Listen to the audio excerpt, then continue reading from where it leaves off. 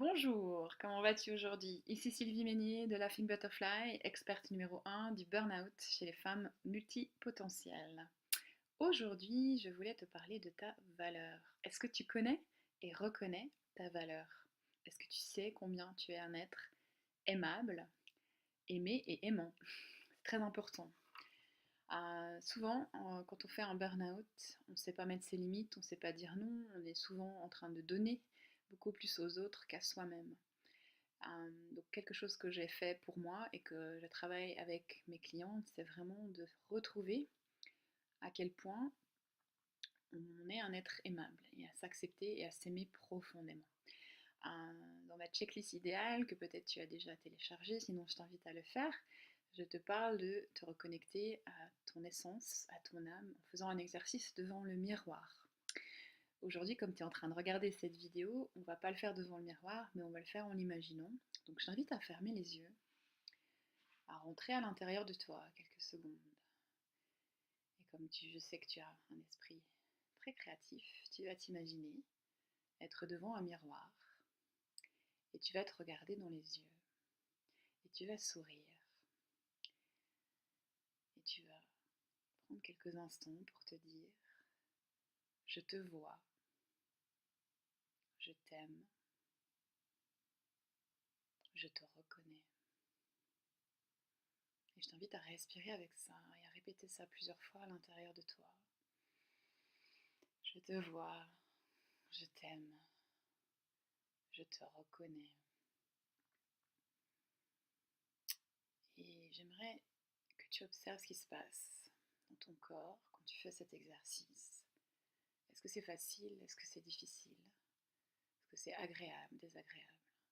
Est-ce que tu y crois ou pas?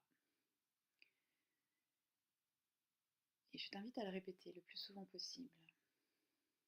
Tu peux ouvrir les yeux. C'est un exercice ultra simple mais ultra puissant. Et si ça te rend inconfortable, ça veut dire qu'il y a des blocages quelque part par rapport à l'amour que tu portes pour toi-même. Parfois, on peut avoir l'impression qu'on a une très bonne estime de soi, et en fait, elle n'est pas si bonne que ça. Donc c'est intéressant d'aller creuser, d'aller regarder en profondeur ce qui vient de soi, de son éducation, mais aussi bon, plus loin au niveau de la société, de l'âme, des ancêtres, etc. Donc il y a plein de choses qu'on peut explorer à ce niveau-là.